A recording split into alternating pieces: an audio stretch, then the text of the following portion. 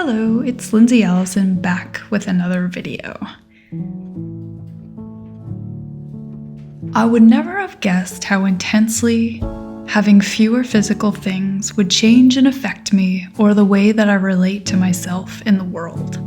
But it has. Before I started that big declutter, I knew my life and my home felt cluttered and stressful, and that the idea of having less mess, less stress, and less debt somehow felt like the step I wanted and needed for myself.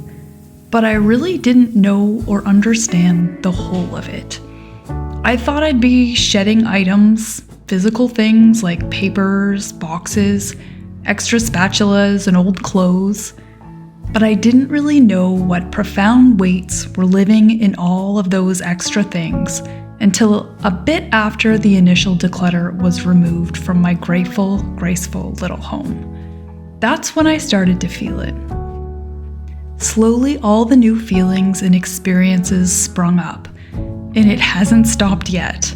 So here are 5 things that minimalism has taught me about myself. Number 1, I have the ability to live a life feeling genuinely settled.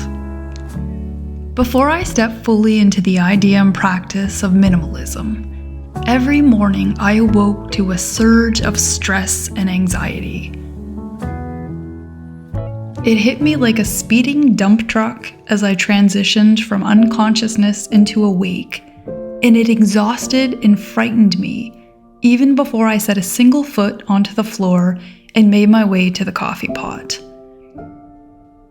It wasn't just minimalism that helped me to change this anxious feeling that followed me through my days, but it was minimalism that gave me the clarity and the peace of mind to start the path to finding a way to make the change. To realize that it was in me, that I could be settled, and that it wasn't just a feeling that others got a chance to feel or experience. It was something that I could have too. And in slowly shedding the weight of the years of possessions and collections that haunted more than just my closets, I could feel the unburdening of the weight and rigidity that my unnecessary possessions and consumerist mentality forced upon me. I could see that it was accessible, and I finally had the energy, strength, and the peace of mind to work on lessening it further. The level of calm that is available to me every day is something that I could not have imagined before the idea of a minimalist life sparked my inspiration. Number 2, my sensitive nature is a gift that deserves respect and kindness. Even as a child, I was known to be the sensitive one amongst my siblings. I seemed to worry more, was hurt easier, and I had the tendency to spend more time on my own, thinking to myself, reading and writing poetry in my room. That was my happy place. But as mindless consumerism gently took hold of me in my 20s and 30s, it created within me an internal life of harshness, of clumsy choices, of thoughtlessness, and of a pervasive weight that dampened the spark of my fragile essence. I searched and obsessed over what I would buy, instead of giving my energy to the thoughtful creations and ponderings of my youth. And I slowly lost hold of the things that had always truly filled me. It wasn't until minimalism became part of my thoughts, however, that I started to see what I had been doing to myself, and my own go at contentment as I starved my sensitive creative essence. By looking away from myself and towards the next purchase, I was sad, hollow, and lost. In due time, however, as I became more mindful in and about my life and my possessions, I had time to remember who I was and who I wanted to be, without all those random things around me that were trying to dull my shine. I think a sensitive person can be affected even stronger in an atmosphere or lifestyle of consumerism and clutter. But it is an unkindness to all of us to trade our passions, dispositions, and goals for a relentless and hollow desire for things. We owe it to ourselves to get to know ourselves and to give ourselves what we need. I will not lose sight of the things that make me who I am.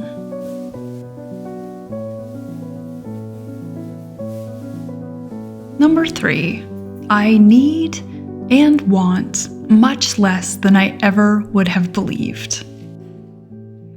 So far, the fewer things that I have, which has slowly been whittling down over the last several years, the more ease and contentment I am able to feel.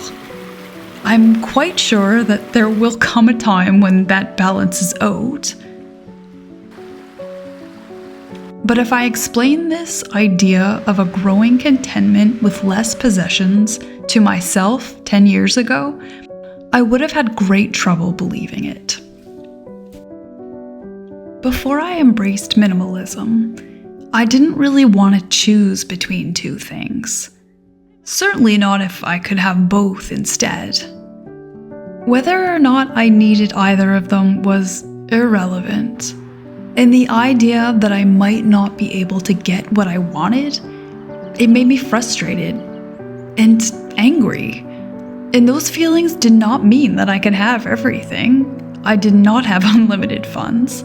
Those feelings really just meant that I was always at least a little bit frustrated or angry. It also meant that when I got something, I didn't quite have the capacity to appreciate it in the quiet and genuine way that I'm able to appreciate things now. Yes, I had the new thing, and yes, that's what I wanted, but there's still something else that I didn't have yet. And that became my new focus. There was always something else to look towards. I missed my life. Also, I had very little time to enjoy the items that I did end up acquiring. I was too busy thinking of the things to come to even really notice when my new item had landed. My energy and perspective calm lived within the act of acquiring.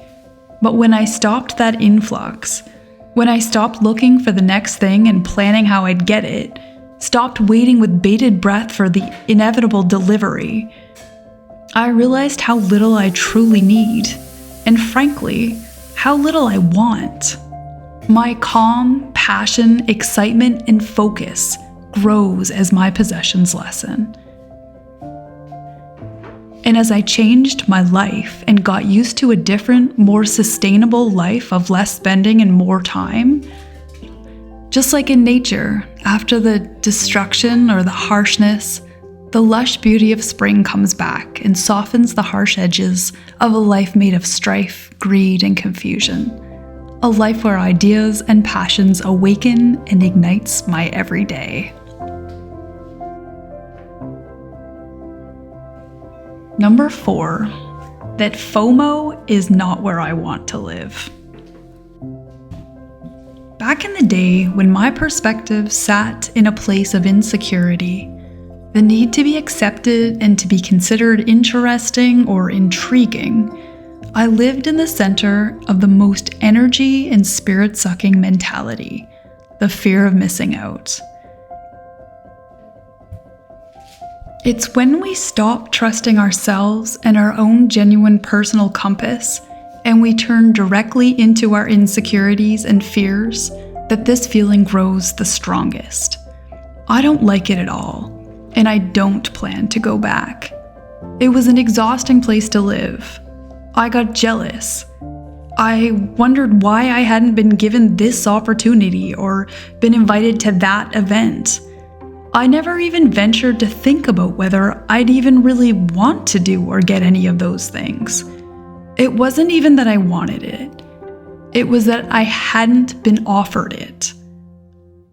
What did that mean about me? It's a vapid and lost place to live. And having stepped away from the concerns of others who do not concern me, and towards the genuine concern for myself, for my passions, and for the people who love me as much as I love them, this has made my life a pure delight to live, to explore, and to experience.